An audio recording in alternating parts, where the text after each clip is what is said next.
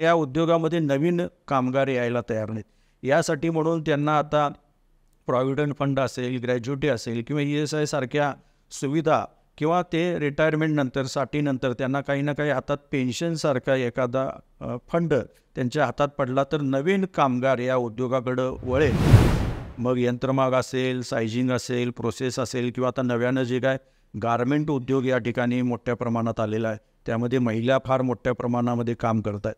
त्यामुळं इचलकरंजी हे 5 लाख लोकवस्तीच्या आतलं भारतातलं सर्वात मोठं दरडोई उत्पन्न असलेलं केंद्र झालेलं आहे.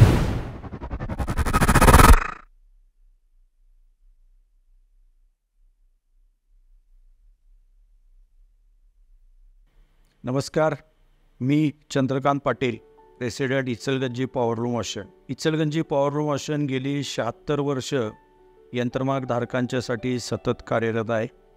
इचलकरंजी आणि परिसरातील यंत्रमाग उद्योगातील अडचणी, समस्या किंवा सरकार दरबारी मांडायच्या सर्व ज्या गोष्टी असतात त्यासाठी इचलकरंजी पॉवरलूम वॉशन गेली 76 वर्ष कार्यरत आहे.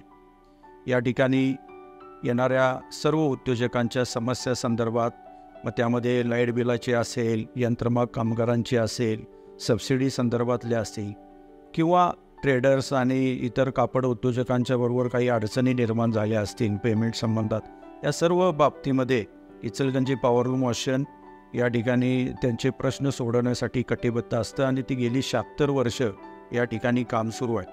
आज आपण इचलकरंजी आणि इचलकरंजीतल्या पॉवरलूम आणि वस्त्रोद्योगासंदर्भात बोलण्यासाठी या ठिकाणी मी उपस्थित आहे.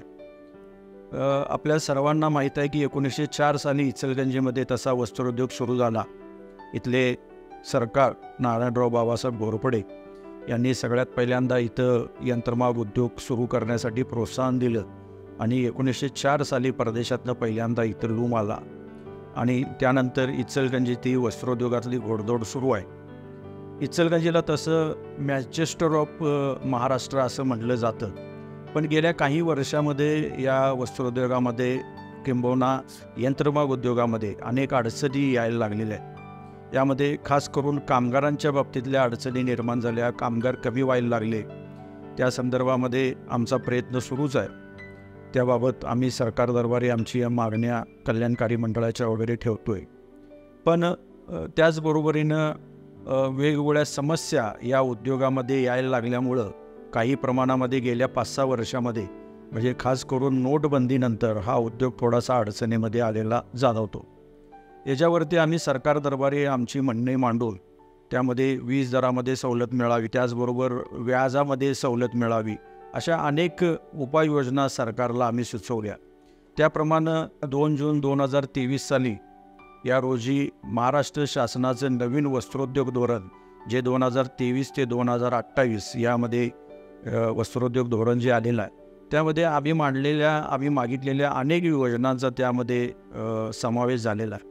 पण अजून काही आमच्या ज्या मागण्या होत्या त्या मागण्या त्या योजनेमध्ये, त्या नवीन वस्त्रोद्योग धोरणामध्ये आलेल्या नाहीत.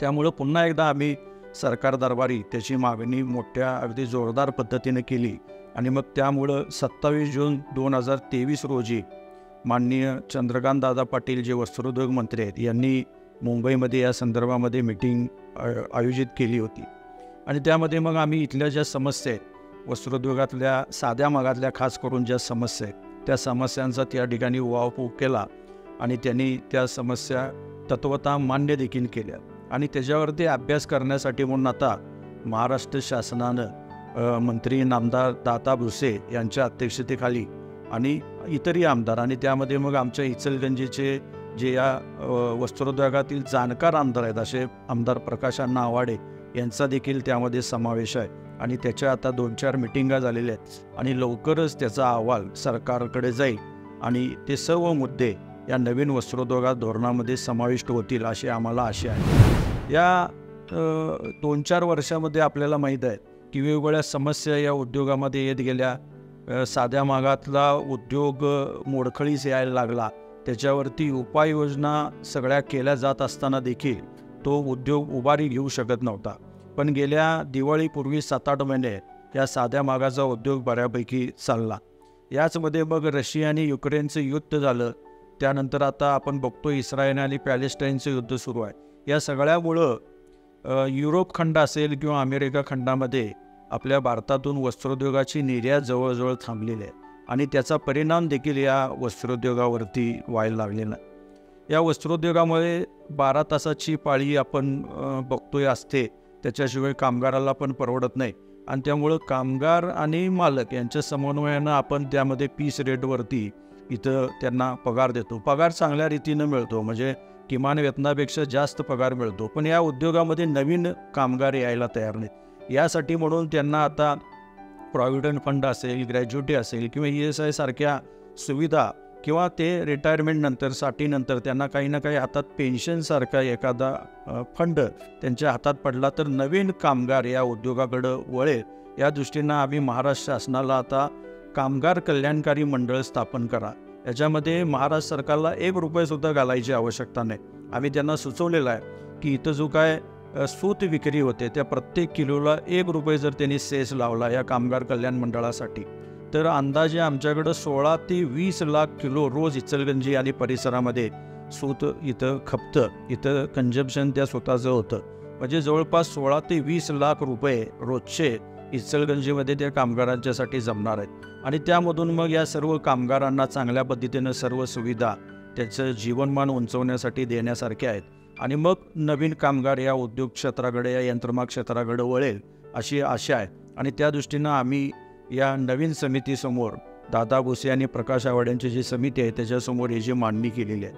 त्याचबरोबरीनं आम्ही 27 HP खालचे जे आता साधे लूम आहेत किंवा 27 HP खाली जे जे काय कनेक्शन्स असतील यंत्रमागाची, त्याच्यासाठी ₹1 अतिरिक्त आम्ही सवलत मागणी केलेली आहे. त्याचबरोबर 27 HP वरचे जे कनेक्शन आहेत त्याच्यासाठी म्हणून पूर्वीच घोषित झालेली पण अजूनही अंमलबजावणी न झालेली 75 पैशाची सूट त्याची अंमलबजावणी करावी अशी आम्ही विनंती करतोय. 2013 ते 2019 या योजनेमध्ये, या पंचवार्षिक वस्त्रोद्योग धोरणामध्ये साध्या मागाला 5% व्याज सवलतीची घोषणा झालेली होती. पण ते अनेक कारणानं त्याचं इम्प्लिमेंटेशन झालं नाही. मग मध्ये कोरोनासारखा रोग आला, वेगवेगळ्या कारणाने त्याचं इम्प्लिमेंटेशन झालं नाही. ते मागचे द्यावेत आणि पुढंसुद्धा या 2023 ते 28 या धोरणामध्ये साध्या मागाला 5% व्याज सवलत द्यावी अशी आम्ही त्यांच्याकडं मागणी केलेली आहे आणि ती देखील मंजूर होईल अशी आम्हाला अपेक्षा आहे. त्याचबरोबरीनं आपल्या सगळ्यांना माहीत आहे की इचलकरंजी हे आता डिसेंट्रलाइजमधलं सर्वात मोठं शटललेस हब झालेलं आहे. म्हणजे इचलकरंजीमध्ये किमान 20 ते 25 हजार शटललेस लूम डिसेंट्रलाइज, म्हणजे पुण्या एका मोठ्या उद्योजकपतीने इथं येऊन एवढे लूम गाठलेले नाहीत. लहान लहान अगदी 4, 8, 12 लूमपासून ते 48 लूमपर्यंत असे कारखाने इचलकरंजीमध्ये शटललेसचे आहेत आणि फार उच्च प्रतीचं कापड आता इचलकरंजीमध्ये बनतं आहे आणि ते एक्सपोर्ट देखील होते. अशा डिसेंट्रलाइजमधल्या शटललेस लूमसाठी सुद्धा आम्ही 2% व्याज सवलतीची यामध्ये मागणी केलेली आहे. मी मगाशी म्हटल्याप्रमाणे कल्याणकारी मंडळासाठी आम्ही मागणी केलेली आहे आणि याचबरोबरीनं या नवीन धोरणामध्ये त्याने एक उल्लेख केलेला आहे की 2 वर्षानंतर यंत्रमाग उद्योगाला जी काही वीज सवलत दिली जाते, सबसिडी दिली जाते, ती बंद होणार आणि या यंत्रमागधारकांनी सौर ऊर्जेकडं किंवा कॅप्टिव्ह पॉवरकडं वळावं आणि त्यासाठी अनुदान दिलं जाईल. पण आमच्या इथं किंवा ओव्हरऑल महाराष्ट्रामध्ये लहान लहान उद्योजक आहेत, त्यांना या सौर ऊर्जेकडं, कॅप्टिव्ह एनर्जीकडं जाता येणार नाही. तर आम्ही शासनाकडे ही मागणी केलेली आहे की तो जो काय क्लॉज आहे तो काढून टाकावा. 2 वर्षानंतरसुद्धा सर्वांच्यासाठी वीज सवलतीचं अनुदानाचं हे सुरूच राहावं. ज्यांना कॅप्टिव्ह एनर्जीकडं किंवा सौर ऊर्जेकडं जायचं आहे त्यांनी तिकडं जायला तो विषय ऐच्छिक करावा. ज्यांच्याकडं भांडवलदार आहे, ज्यांच्याकडं तेवढं भांडवल आहे, त्यांनी त्या बाजूला जावं. अशा पद्धतीचं त्या नवीन आता जी काय पॉलिसी होणार आहे त्यामध्ये त्याचा उल्लेख व्हावा अशी आम्ही सरकारकडं मागणी करतोय. या अनुषंगानं मी एवढीच विनंती करेल की वस्त्रोद्योग हा तसा चांगला आहे. वस्त्रोद्योगामध्ये इतर उद्योगाप्रमाणेच चांगले पैसेसुद्धा मिळतात आणि त्यामुळं नवीन उद्योजकांनी यायला यामध्ये काही हरकत नाही. आता आमच्या DKT सारख्या इथे इन्स्टिट्यूटमधून, वर्ल्ड क्लास इन्स्टिट्यूटमधून अनेक विद्यार्थी पासआउट होऊन या वस्त्रोद्योगामध्ये येत आहेत. नवनवीन पद्धतीचे यंत्रमाग, आधुनिक यंत्रमाग, शटललेस यंत्रमाग या इचलकरंजीमध्ये येत आहेत. आता जवळजवळ 20 ते 25 हजार शटललेस लूम आहेत. अजूनही 3-4 हजार लूम येणार आहेत. त्याच्या अनुषंगिक मग जे काय बाकीची यंत्रणा लागते, मग सायझिंग असेल, प्रोसेस असेल, यासुद्धा इथे येत आहेत. पण चिकाटी आणि जिद्द या उद्योगामध्ये आवश्यक आहे. आपल्याला मार्केटिंग सगळ्यात महत्त्वाचं आहे. आपण आपल्या चांगले लूम आणू शकतो, तिथं चांगल्या पद्धतीचं कापड काढू शकतो, पण त्याचं मार्केटिंग करणं आज फार महत्त्वाचं आहे. आणि त्यासाठी म्हणून मार्केटिंग स्किल असलेल्या मुलांनी यामध्ये येणं गरजेचं आहे. आता जे ई-कॉमर्ससारखे इथं आपल्याला माहीत आहे की मोबाईलवरून आणि त्या नेटद्वारे सगळं मार्केटिंगचं तंत्र आता नवीन आलेलं आहे ई-कॉमर्समधून. तर वेगवेगळ्या हे जे काय टूल्स आहेत त्याचा वापर करून मार्केटिंगसाठी देखील यामध्ये यायला पाहिजे. तशी आपण भारत सरकारकडं सुद्धा मागणी केलेली आहे. आम्ही भारत सरकारला मागणी केली आहे की भारत सरकारचे वेगवेगळ्या देशामध्ये दूतावास म्हणजे एम्बेसी असते, त्या ठिकाणी इथला प्रत्येक कारखानदार काय तिथं आपलं शोरूम किंवा तिथं आपलं सॅम्पल किंवा तिथं आपलं ऑफिस करू शकत नाही. पण त्या एम्बेसीमध्ये काही सॅम्पल्स त्यांना ठेवायचे असेल तर तिथं काही मिनिमम चार्जेसमध्ये तिथं उपलब्ध करावेत. मी उदाहरण म्हणून सांगतो की इंग्लंडमध्ये एखाद्याला सॅम्पल ठेवायचं आहे तर त्या एम्बसीमध्ये एखादं दालन किंवा एम्बसीने एखादी जागा उपलब्ध करावी. तिथं इचलकरंजीतले व्यापारी आपलं कापडाचं उत्पादन तिथं ठेवतील. सॅम्पल म्हणून काही सेंटीमीटरचं कापड तिथं ठेवलं जातं. तिथला व्यापारी किंवा तिथला जो खरीददार आहे त्याला ते कापड फील करायचं आहे तर तिथं जाऊन तो ते कापड बघेल आणि त्यानंतर त्याचा तो व्यवहार होईल. अशा पद्धतीनं भारत सरकारनं देखील यामध्ये प्रोत्साहन देण्यासाठी पुढे यायला पाहिजे. जरी यामध्ये अडचणी असल्या तरी सरकार दरबारी इचलकरंजी पॉवरलूम असेल किंवा अजूनही काही संस्था आहेत त्या सरकार दरबारी आपापली म्हणणं मांडून ते सरकार त्यासाठी मदतीसाठी प्रयत्नशील आहे. आमच्या इचलकरंजीचे जे आमदार आहेत प्रकाश अण्णा आवाडे ते तर या वस्त्रोद्योगातील सर्वात जाणकार आमदार म्हणून त्यांना ओळखलं जातं. आपल्याला माहीत आहे की 23 कलमी पॅकेजसारखं न भूतो न भविष्यती असं पॅकेज त्याने या वस्त्रोद्योगाला दिलं होतं. आता जी नवीन कमिटी झाली आहे त्यामध्ये ते तज्ज्ञ म्हणून आहेत. आमच्या सर्व आशा त्यांच्याकडून आहेत की या नवीन या सर्व यंत्रमाग उद्योगाला ते ऊर्जित अवस्थेत येण्यासाठी म्हणून या कमिटीच्या मार्फत ज्या आम्ही मागण्या केलेल्या आहेत त्याचा विचार करून त्या नवीन धोरणामध्ये त्याचा समावेश करतील. जसं यंत्रमाग उद्योग आहे त्याप्रमाणे इथं रोजगार बी त्या पद्धतीनं मोठ्या प्रमाणात आहे. मग यंत्रमाग असेल, सायझिंग असेल, प्रोसेस असेल किंवा आता नव्यानं जे काय गारमेंट उद्योग या ठिकाणी मोठ्या प्रमाणात आलेला आहे त्यामध्ये महिला फार मोठ्या प्रमाणामध्ये काम करत आहेत. त्यामुळं इचलकरंजी हे 5 लाख लोकवस्तीच्या आतलं भारतातलं सर्वात मोठं दरडोई उत्पन्न असलेलं केंद्र झालेलं आहे. याचं कारण हेच की इथल्या प्रत्येक माणसाच्या हाताला काम आहे. इथं भारतातून सर्व राज्यातून लोक येतात, पोट भरायला येतात, कामाधंद्यासाठी येतात आणि चांगल्या पद्धतीनं त्यांचा उदरनिर्वाह या इचलकरंजीमध्ये होतोय.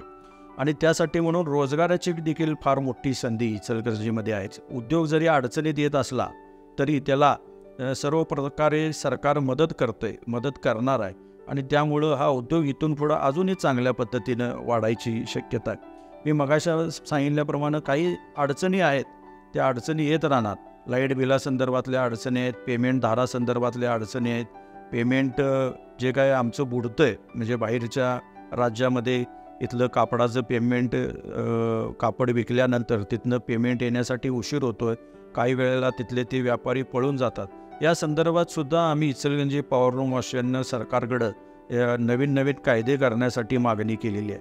आता यामध्ये देखील विमासारख्या काही संस्था येत आहेत की तुमच्या पेमेंटची गॅरंटी, जसं एक्सपोर्ट केल्यानंतर पेमेंटची गॅरंटी काही मिनिमम चार्जेस देऊन ते घेतात त्याप्रमाणे डोमेस्टिक म्हणजे आंतरदेशीय कापड विक्रीमध्ये सुद्धा त्यांनी अशा पद्धतीच्या काही कंपन्या आलेल्या आहेत. त्यांच्याकडं आपण तशी नोंद केली किंवा त्यांच्याकडं ते काही चार्ज भरला तर ते पेमेंट जे काय एखाद वेळेस जर पेमेंट बुडलं तर त्याचं 85% पेमेंट परत मिळण्याची गॅरंटी त्यामधून निर्माण झालेली आहे. त्यामुळं वस्त्रोद्योगाला अंत नाही. जोपर्यंत मनुष्य आहे तोपर्यंत कापड लागणार आहे आणि कापडाचा धंदा चालणारच आहे. नवीन उत्पादनं यायला लागलेली आहेत. नवीन यामध्ये रोज फॅशन बदलते आपल्याला माहीत आहे. आणि आता युरोपातला वस्त्रोद्योग सगळा बंद झाला आहे जवळजवळ, कारण तिथलं जे काय मॅन्युफॅक्चरिंग कॉस्ट आहे ती फार मोठ्या प्रमाणात वाढलेली आहे. पण अजूनही भारतातील मॅन्युफॅक्चरिंग कॉस्ट त्या मानानं कमी असल्यामुळं भारतामधलं वस्त्रोद्योग कापड निर्मिती ही जगभरामध्ये जाणार आहे. मी या निमित्तानं हीच विनंती करेन की जे कोण इच्छुक आहेत या यंत्रमाग उद्योगामध्ये येण्यासाठी त्यांनी यावं. इचलकरंजी पॉवरलूम असोसिएशन आपल्याला नेहमीच सहकार्य करण्यासाठी तयार आहे. इथं बसलेले आहे. आम्ही तुमच्या काही समस्या असतील, अडचणी असतील, माहिती पाहिजे असेल तर आपण इचलकरंजी पॉवरलूम असोसिएशनशी संपर्क साधावा अशी मी विनंती या निमित्तानं करतोय. धन्यवाद. जय महाराष्ट्र.